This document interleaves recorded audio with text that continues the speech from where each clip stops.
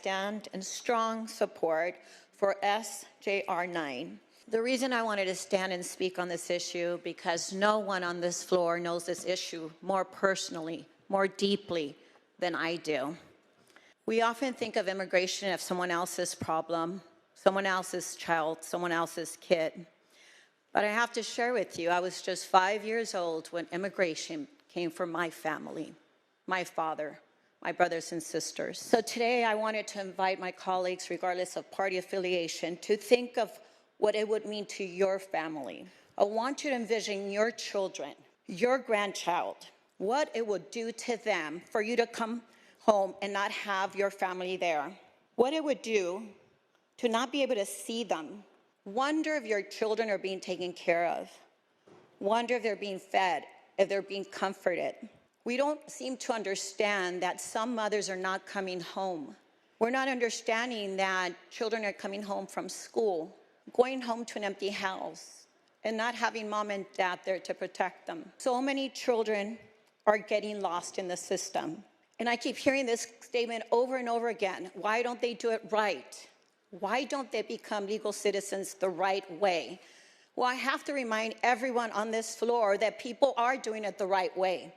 They're seeking asylum, they're going through the process, they're doing the right thing, they're getting appointments in court, and then they're coming out to be picked up. What right way are you talking about? If you're going to court for an appointment that the government gave you, and you're doing it the right way just to be picked up outside, what right way, I ask you? There is no right way when due process is not being respected. My father did come here undocumented, but he was invited by the government. The government invited him, my grandfather, and thousands of immigrants when the United States needed the workforce because we were fighting a war. So they used my father to fill in the gap, to do the work, to build bridges. He built roads. He picked the crops to ensure that our men and women here in the United States could fight a war and not have to worry about what was happening back home. But even then, when he was no longer needed, they came for him. And what that meant is they came for me. 5 years old, I want you to think about that. I never got to see my teachers again. I never got to see my friends. I never got to see my neighbors. And that's not something that disappears. It is something that you carry every single day. So when I think of what's happening in this moment, it is very traumatic for me. A lot of you have not been seeing me out there speaking about it because even I, a U.S. citizen, a senator on this floor, I am afraid of getting deported. I want you to think about that. A senator on this floor has to walk around with her passport because I am afraid of being deported. Was that possible in years past? Probably not. But do I think it could be possible today?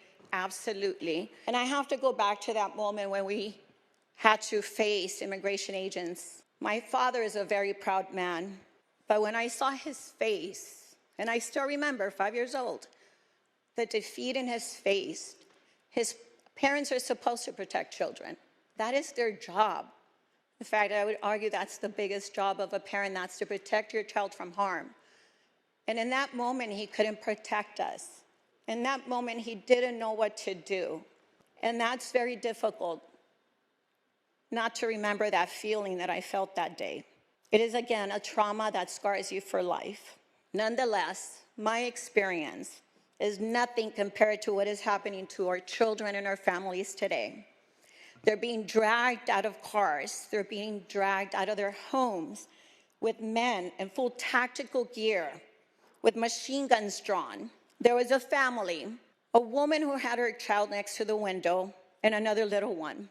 About 8 or 9 men in tactical gear with guns threw explosives. They blew the doorway, the window, almost hurting that baby.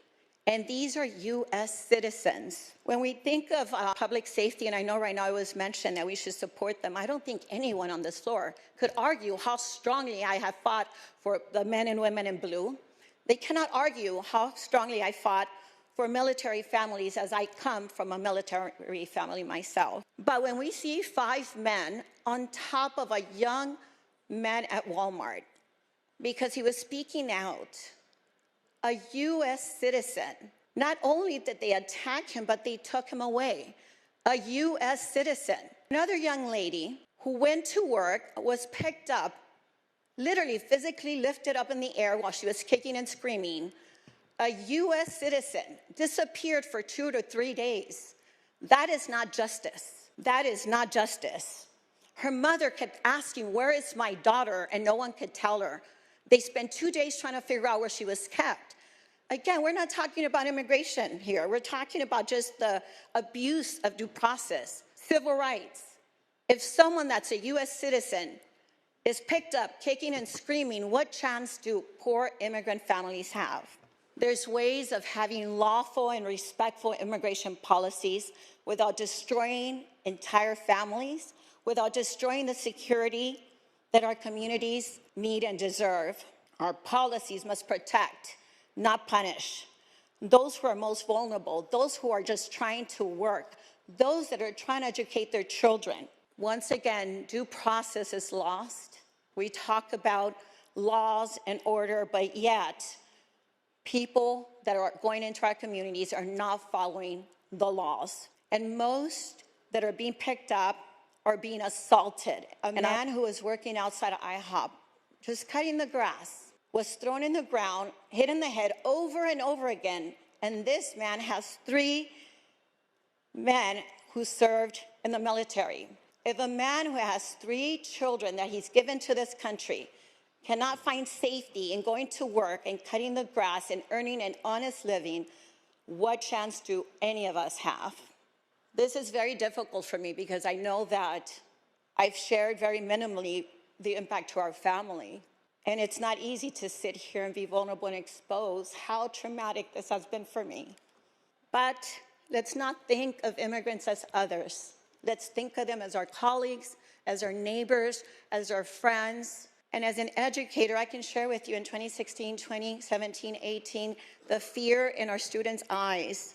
They saw the family separation. They saw what was happening to their neighbors, and they were traumatized by that. They were constantly asking if they were going to comfort their families, and I didn't know what to say as a teacher. All you can do is comfort your students and hope that they're going to be okay. And as a victim's advocate, as a children's advocate, those victims of abuse, I am heartbroken. These immigration raids are bringing another layer of trauma to these poor victims. Trauma on top of trauma. No survivor should ever have to choose between their freedom and being safe. Many victims are not showing up to court to get the restraining orders. Many victims are not showing up to be safe in these safe houses. They're going back to their abusers because they find that getting beat, assaulted, is safer than going out into a community where ICE can come in and assault them, deport them, and keep them away from their children. That is not justice. Again, I will reiterate, we can have lawful, respectful immigration policies, but we don't have to destroy our communities in the process.